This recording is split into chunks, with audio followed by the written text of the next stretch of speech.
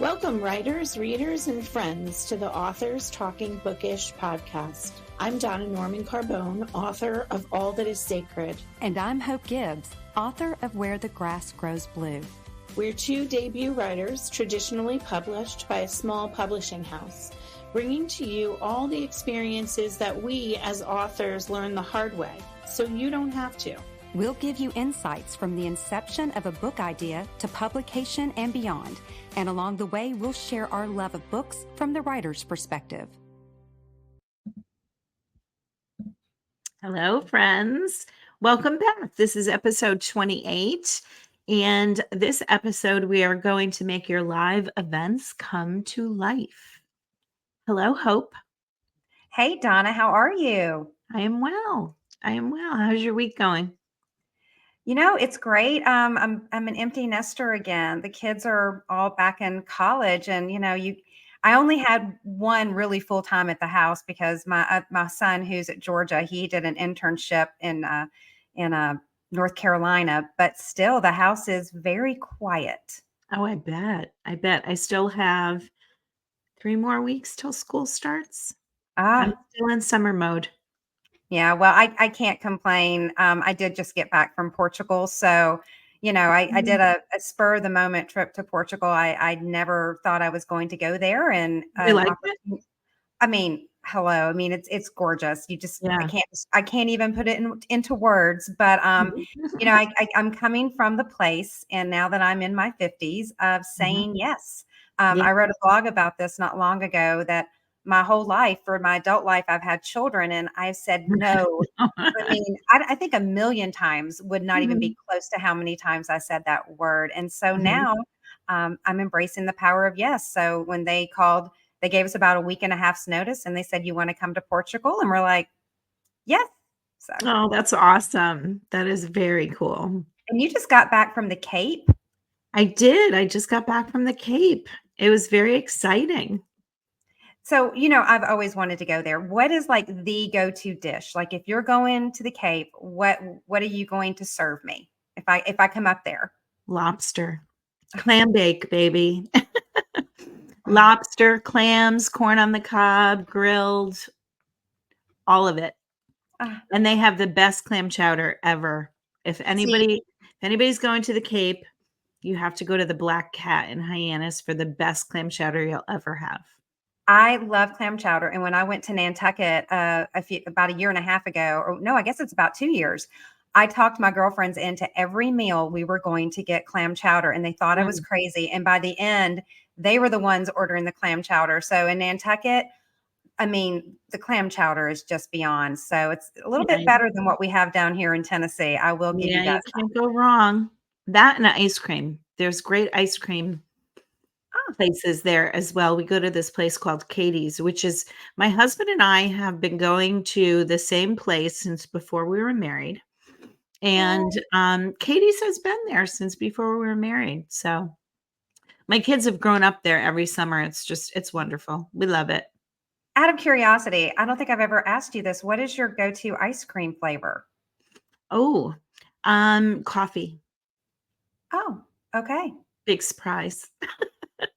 Well, I know you like coffee, but apparently everything. Yeah, you really like coffee. Yeah, coffee or coconut. Oh, yeah. But never together. No, maybe together. Okay. What's yours?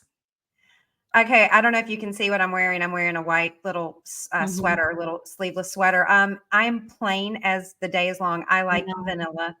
Oh, let me give you the best tip. My son is a chef. And he suggested that I put a little bit of olive oil and a little sea salt on vanilla ice cream. And let me tell you, it is to die for delicious.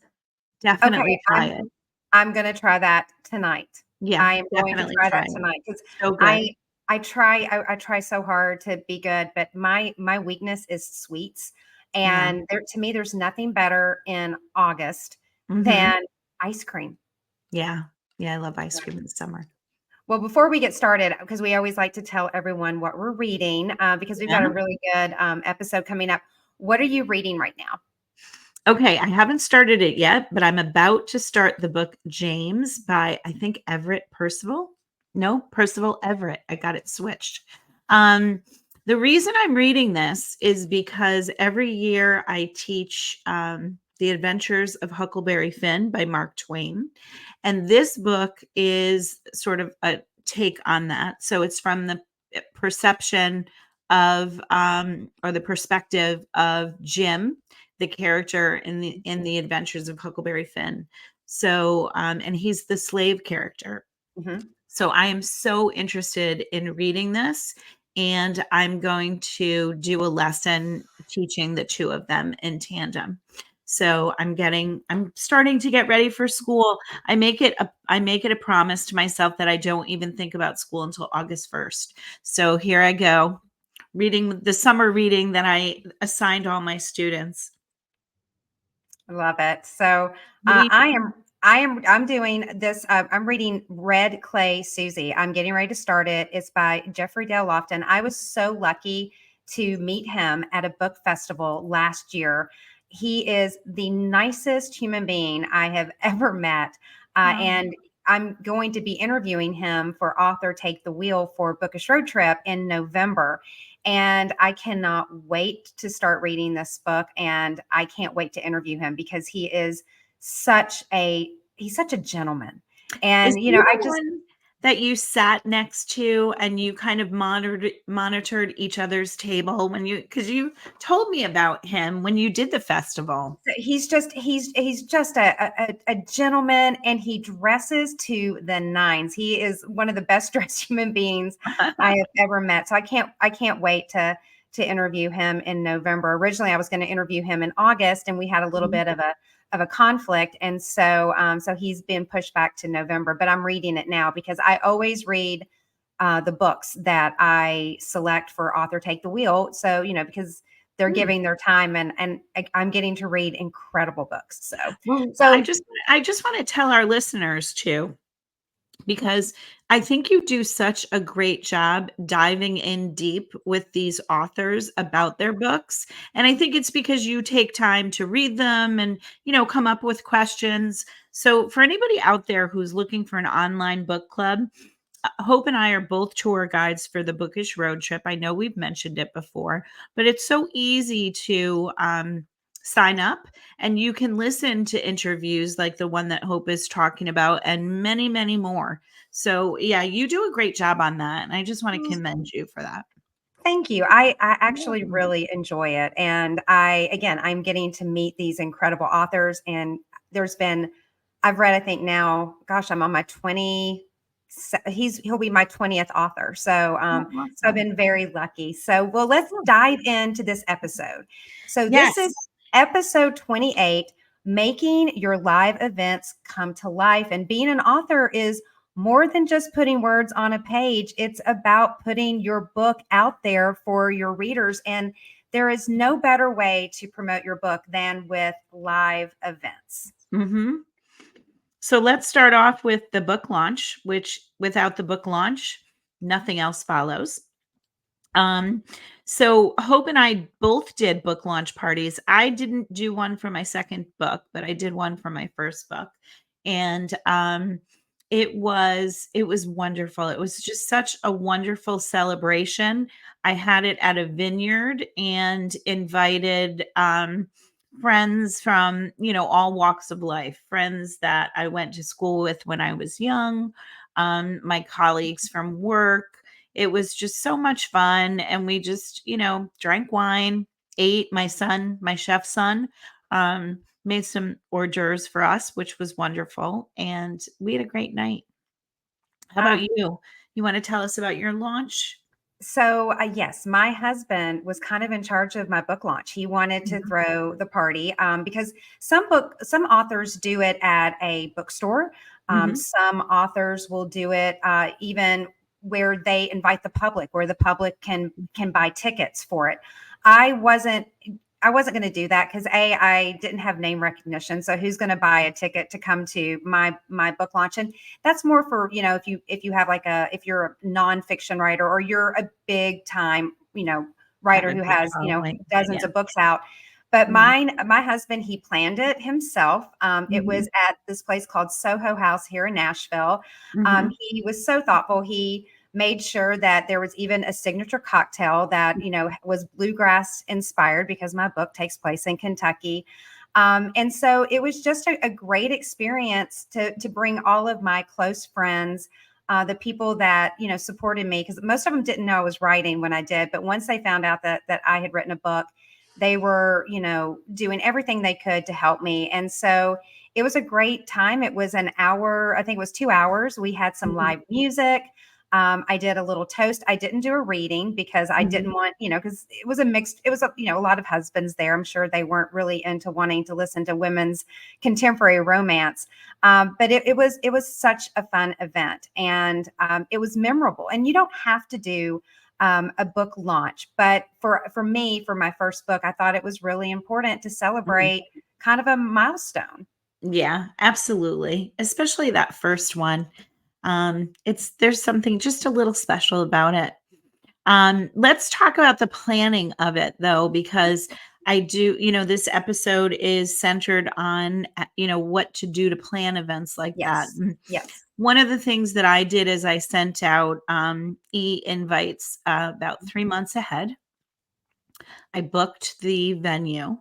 I talked with my son about, what he was going to cook, what I wanted. I also reached out to two people. One person made cupcakes, which were like beach themed, and another one made cookies that were actually the cookies are in the top row of what you're looking at right now. The cookies were from the cover of my book, and I put together some swag. I had a nice tablecloth. I had some signs that told people how to get in touch with me. I actually used a QR code and linked up everything on there. So all they had to do was open the QR code to my link tree, and they can follow me, buy the book. They can do many different things with that QR code. It's wonderful. Yes. And I brought books and a good pen. That's another thing. Let's talk about pens. Do you have Yes. a specific pen? I have found this one particular Sharpie. It's not the thickest Sharpie, but it's kind of in between. And yes, so you definitely need to keep those in stock. Is that your pen right there? Is it the S gel? That might be it. I Yeah. actually think that is it. Yes, Uh, and it works because it doesn't bleed, because you don't want right. one that's gonna bleed through. Mhm. And before your book event and before you have your very first author event, I know this sounds crazy, practice your signature. Yeah. I know that sounds silly. Some people say, make sure it's a little bit different than one you would sign a check for, or Mhm. but for me, it's easy because I am Hope Comiskey. That is my legal name. Hope Gibbs is my writing name and my Mhm. maiden name. But my first couple of books, I went to do a C instead of a G. So Oh, wow. I suggest to everyone, I've messed Yeah. up a couple of times. I've had to take Mhm. those books and, kind of eat the cost. But practice something as simple as your signature. And also, you want to make it as efficient as possible. If you have a Mm. long name, you might want to figure out how to make it an easier way to sign, because Yeah. you want your signature to be cohesive. So you don't want Mhm. your signature to look different for everyone. So that's Right. something you should think about. Yeah. Yeah, I always do like a little saying in mine as well. So, for all that is sacred, it's cherish your sacred friends. And then I do my little signature heart and my name. And I don't spell out Norman, which is also my maiden name. I Yeah. just spell out the Yeah. Carbone. Yeah. So now that you've had your book launch or not, that Mhm. is not something that is necessary. Mhm. Another way that live events can help you, with your author brand and to promote your book are book festivals. Mhm. So we spoke about this in our last episode about budgets, because, Mhm. when you go to a book festival, there are lots of different expenses. And Mhm. so one of the first book festivals I found was one in Kentucky. And I've had a lot of authors, reach out to me. How do you find these book festivals? Well, you Google them Mhm. and you have to apply. Just because you want to go to a book festival doesn't necessarily mean you get to go. You actually have to apply for it with not just the application online, but there's usually a fee. And you also have to send your book, which is another thing that you need to be aware of. So, Donna, what kind of experiences have you had with book festivals? Yeah, I've done both book festivals and like craft fairs or craft festivals, and it's pretty much the same process. You need to have a setup. One thing I would definitely check is, what they're providing for you versus what you're providing. What you're looking at right now, if you're on YouTube, is you're looking at a tent that I have. It's a 12 by 12 tent and an 8-foot table. I bring my own chairs and everything that goes on the table, in addition to various signs. The indoor locations, obviously, you don't need a tent for, but that's something that you're going to want to check into and make sure that you have those things.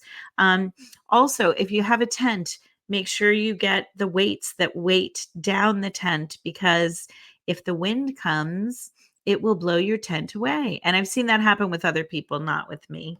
But yeah, those are some things that you're going to have to ask as well. Yeah. So the one that the first book festival I did, I was at up in Kentucky, and this was indoors. Thank goodness I have not had to deal with a tent myself. But with what I always do with any event, I always have flowers. Either fresh flowers, or I'll show you in a little bit some flowers I take everywhere. I have a QR code. I got that idea 100% from Donna. She is the one who gave me that idea. Now that's going to cost you just a little bit, but you do want to keep that QR code active.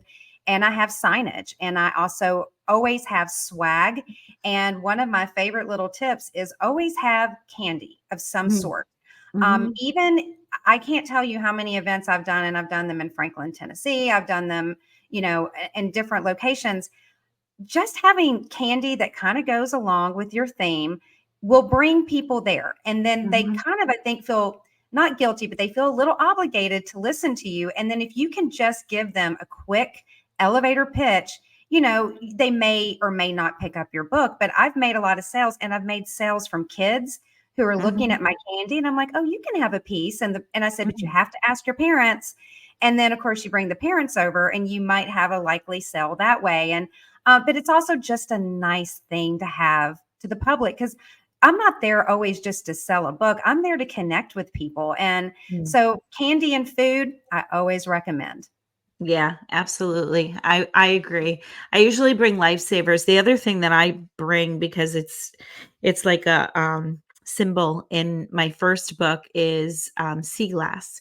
So I have lots of little pieces of sea glass, and kids are mesmerized by them.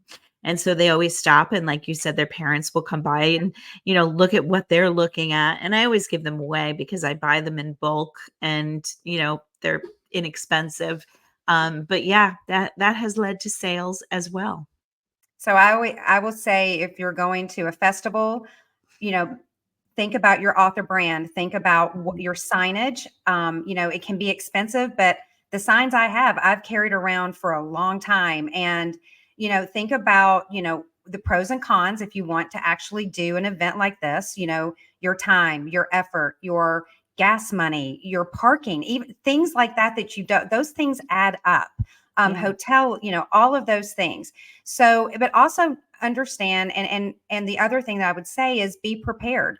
Know what the event organizers want from you. Do they want you to bring your own books? Will they order their books for you? How are they going to pay you? How are you going to set up? When do you get to set up?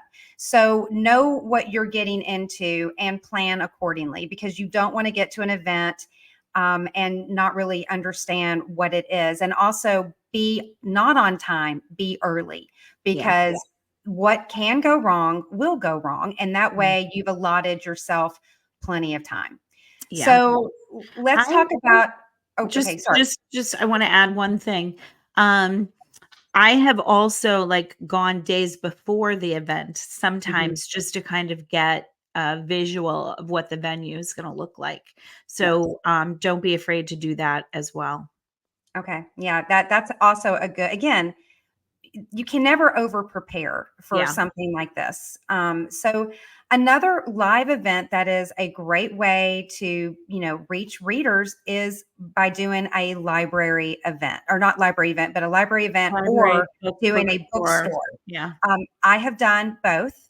Mhm. I did a library event just a couple of weeks ago here at the Green Hills Library. I think that was like my fourth one, and Mhm. or fifth one, and it was a great experience getting to speak with readers. And as we were talking about the other tips, you can bring books, you can bring swag. I always give out a gift bag that has items from my book.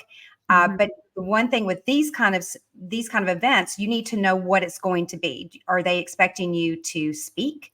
Are they expecting you just to read, or or maybe a hybrid? Or are you there just to sign books?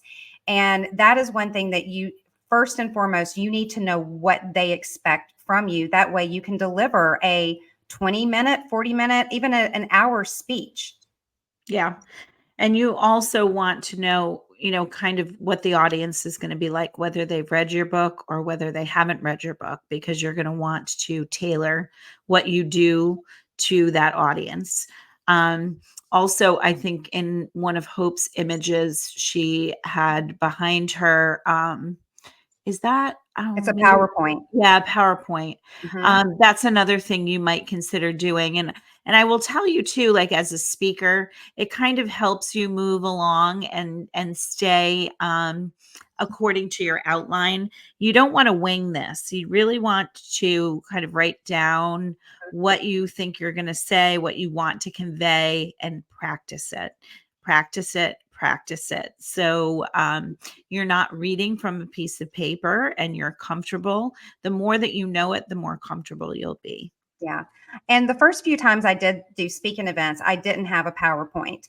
Mhm. But then one day I sat down and decided to do one. And I think the last 5 or 6 engagements, I've had that PowerPoint, and it not only gives you more confidence because you know what's coming up next, because I don't look at notes. I don't look at my Mhm. computer. I completely engage with the audience, but it also gives your audience something to look at.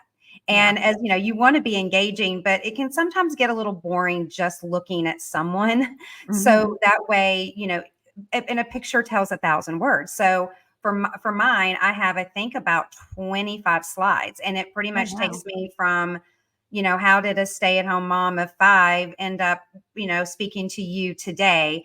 And so that way it also engages the audience, and hopefully you don't get that glazed over look. But one thing that's really important with going to a bookstore or a library, or even, because one of those, what was, I was at my hometown speaking at an arts council, is to also not just be on time, be early, because you want to be able to speak with the people who've invited you. And I always bring a thank you note, a handwritten thank you note, and I always bring something, either cookies or muffins, to thank the staff or the person who has invited me.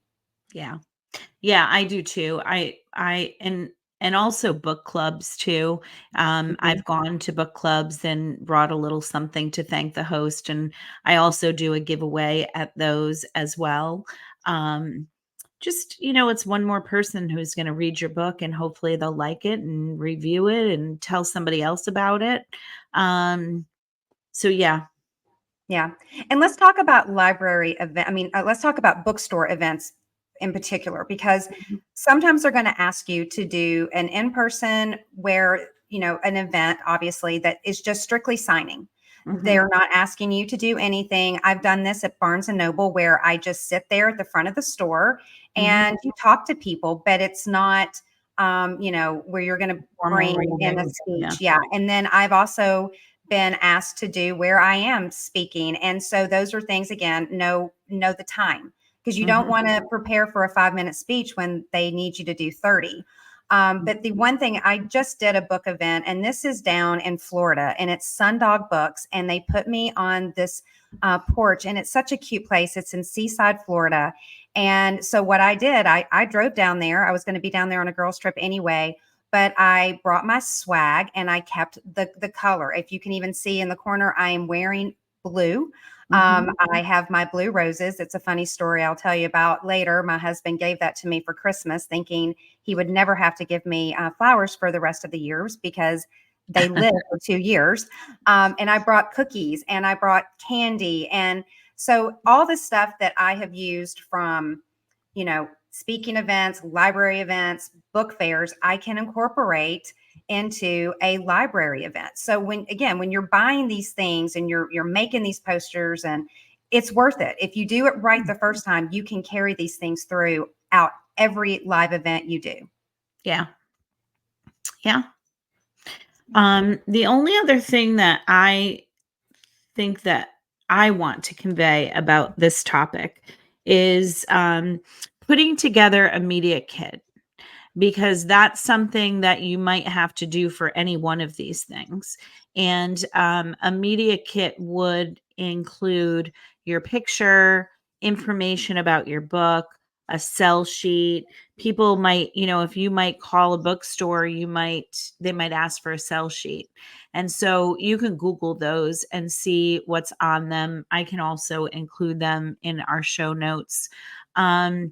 But that is really important to have that. And I even have it available on my website. So when I'm visiting various places and they ask for that information, I do tell them it's available on my website. I think that would be interesting. I think we should probably put both of our sell sheets up on our show notes. I know that I gave us a little extra homework, but I too also have one. And ironically, last summer when my book had just come out, I went to Sundog Books with that sell sheet and my book, just because I was down there. And then a year later, I was there at a book event. And I think that one of the keys to any live event that you do is you have to be gracious with everyone. I mean, you're going to sometimes get people that are going to come and talk to you for, 15, 20 minutes. And, you can just see people passing by, but they're taking time out and they want to meet an author and, give them your full attention, give that hour or 2 hours or 3 hours. In the one case, I was at a book fair for 2 days for 8 hours a day. If this is what you're wanting to do, put your best foot forward and dress accordingly. I'm not saying you have to dress in the color of your book, but you should dress, don't wear sweatpants, and, you should dress, business casual or business. Yeah. Dress according to the occasion. Yeah. So Donna, out of all the events that you have done, all of your live events, because you've done a lot, do you have one that sticks out, like a memory that was like, oh, wow, that was a really special moment?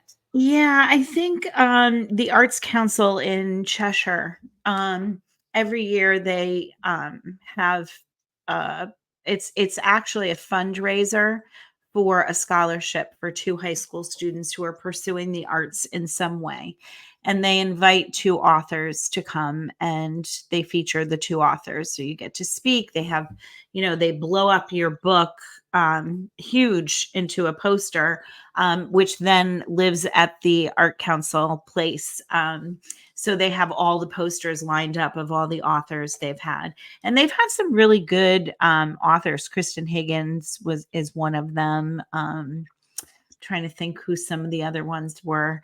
I can't remember right now, but it was really wonderful. It was honestly the first event that there were over 100 people, maybe about 150 people, I would say.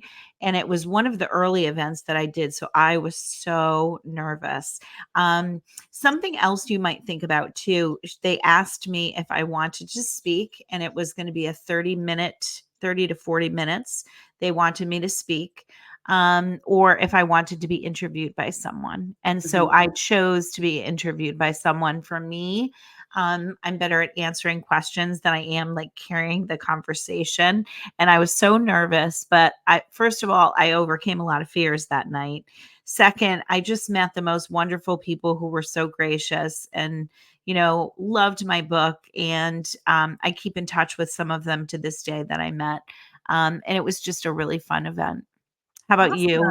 What's yours that I think when I went to Bowling Green, and it was pretty early on, and they asked me to speak, and I was expecting maybe 15, 20 people, and there was like 70 people that showed up, and I was kind of blown away. And so that was the most memorable, because that was really the first time that I've actually spoke about my book to a crowd, and now I've done it several more times. But also going back home, I don't live where I was born, and I'm still a Kentucky girl at heart. But I feel like we could talk about this all day. We've already hit a 30-minute mark. We don't normally go this long, but I think that the most important thing is ask, because a lot of these events, we have to put ourselves out there and research. Make sure, as we talked about, our last episode was budgets. Make sure that this fits within your budget, and does it fit within your brand. But live events are really special. They're unique,